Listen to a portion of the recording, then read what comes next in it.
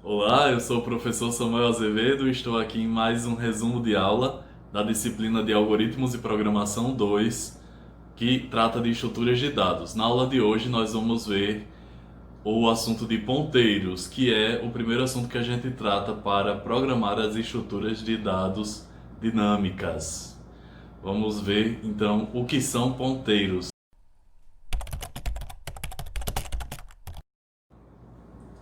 Ponteiros são variáveis que armazenam o endereço de memória de um espaço referente a um tipo qualquer de dados. Por isso nós temos ponteiros para inteiros, ponteiros para reais, ponteiros para registros e assim por diante. A memória.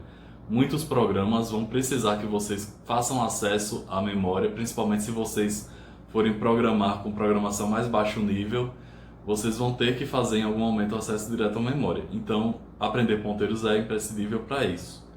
Ponteiros também permitem que a gente tente acessar áreas de memória inválidas.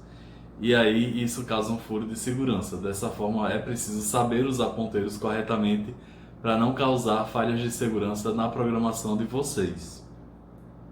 Ponteiros permitem a alocação eficiente de memória. Eu posso alocar e desalocar espaços de memória para guardar meus dados e apontar esses espaços de memória para um ponteiro.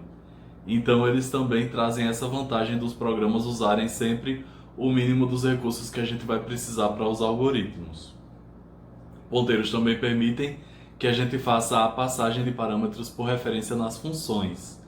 Se vocês não lembram de passagem de parâmetros por referência em funções, vocês pelo menos lembram da função scanf. Todo mundo usa a função scanf, coloca lá primeiro parâmetro, entre aspas, uma string. Por exemplo, eu vou ler um dado do tipo inteiro, então eu coloco lá, entre aspas, %d para ler o meu dado do tipo inteiro. Depois das aspas eu ponho a vírgula, ponho um i comercial e a minha variável inteira que vai guardar esse valor. Essa função scanf, né, esse segundo parâmetro dela, que tem um i comercial, já faz uso de passagem de parâmetros por referência. Então, por trás de uma função scanf que vocês já usavam faz tempo, vocês estavam usando na estrutura delas a noção de ponteiros, a noção de passagem de parâmetros por referência. Ponteiros também permitem fazer uma manipulação avançada de strings, matrizes e vetores. Da mesma forma que eu trabalho com matrizes e vetores definindo as variáveis e o seu tamanho, eu posso alocar uma área de memória e ir fazendo o uso a sub-áreas dessa memória para trabalhar com esses elementos, com essas estruturas.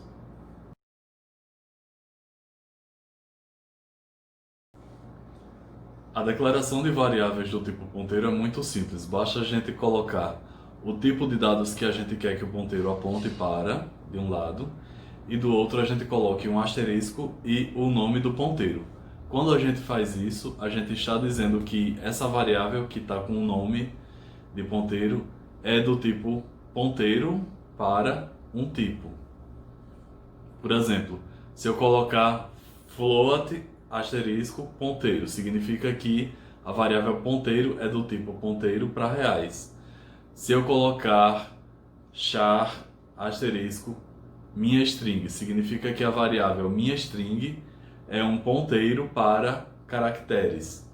Se eu colocar duas variáveis declaradas ao mesmo tempo, int asterisco p1, vírgula asterisco p2, significa que as variáveis p1 e p2 são do tipo ponteiros para números inteiros. Quando a gente trabalha com ponteiros, a gente também usa dois operadores especiais, que são eles o i comercial e o asterisco. O i comercial é o operador que devolve o endereço de memória do seu operando. Por exemplo, se eu coloco i comercial ao x, significa que eu quero o endereço de memória da variável ao x. Isso é usado na passagem de parâmetros por referência, por exemplo. Já o modificador asterisco vai devolver o valor guardado na área de memória indicada pela variável que se segue ao operador. Em outras palavras, se eu coloco, por exemplo, asterisco P1, significa que eu quero que acesse a área de memória cujo endereço está guardado na variável P1. Então eu pego a variável P1, qual é o valor dela? É o endereço tal. Vou lá naquele endereço de memória e acesso o conteúdo que está guardado lá. tanto para fazer leitura desse conteúdo quanto para fazer escrita. No exemplo a seguir, vocês vão ver o uso de todos esses operadores que a gente acabou de falar. No código abaixo nós temos um algoritmo que está trabalhando com ponteiros e usando todos esses operadores. Na linha 1 temos o cabeçalho, e aí começa a função main nas linhas 3 e 4. Na linha 5 a gente declara as variáveis. Observem a declaração das variáveis número e ponteiro. A variável número é do tipo inteiro, já a variável ponteiro é do tipo ponteiro por inteiro. Por que ela tem esse tipo diferente da outra? Porque ela tem esse asterisco na frente, só por isso. Na linha 6 nós fazemos a atribuição do valor 10 para a variável número. Então agora a variável número está guardando o valor 10. Na linha 7 vocês veem que a variável ponteiro recebe como valor i comercial número. Se vocês lembrarem o que significa esse operador i comercial, vocês vão lembrar o que é que vai estar guardado então em ponteiro. Então, quem lembrou do operador i comercial, ele está pegando o endereço de memória da variável número. Então, a variável ponteiro está guardando esse endereço de memória aí, referente à área de número.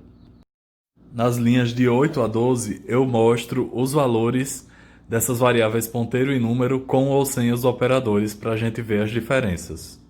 Então, na linha 8, eu imprimo o valor da variável número. Vai sair, então, o valor 10.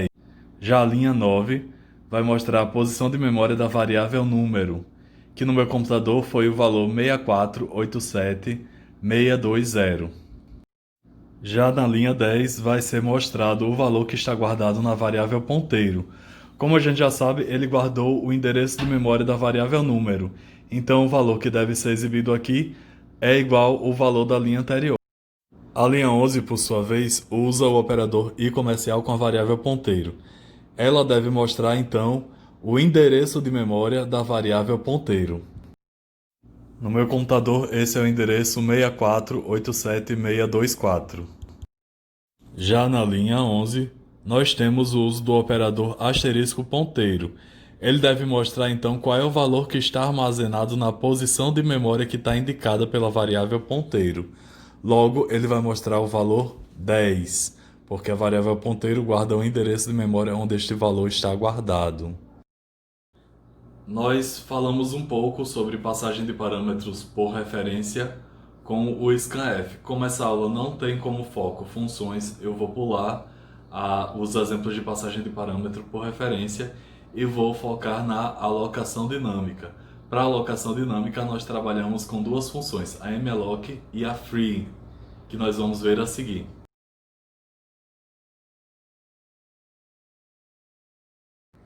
A função malloc, ou malloc, recebe como parâmetro um tamanho em bytes do espaço de memória que será alocado. Se eu coloco, por exemplo, malloc 10, eu estou alocando 10 bytes da memória para utilizar no meu ponteiro. Mas normalmente a gente usa associado ao malloc a função sizeOf, que significa tamanho de. Então eu coloco malloc, abre e fecha parênteses, sizeOf, abre e fecha parênteses, o tipo de dados que eu estou querendo reservar. Por exemplo, eu posso colocar p recebe malloc, abre parênteses, 10 vezes, sizeOf, abre parênteses, int, fecha parênteses, 2 vezes, ponto e vírgula. Isso significa que eu estou alocando 10 vezes o tamanho de uma variável do tipo inteira e colocando esse espaço para a variável p. Já a função free, ela recebe como parâmetro uma variável que guarda o endereço de memória de um espaço que a gente quer liberar. Dessa forma, é uma boa prática de programação sempre que encerrar o uso de um espaço de memória que foi dinamicamente alocado com malloc, a gente finalizar o uso desse espaço de memória com o free.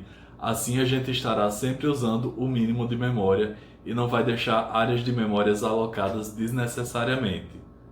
Por hoje é só. Espero que vocês tenham entendido esse resumo de ponteiros e se tiverem alguma dúvida podem postar aí nos comentários. Até a próxima aula!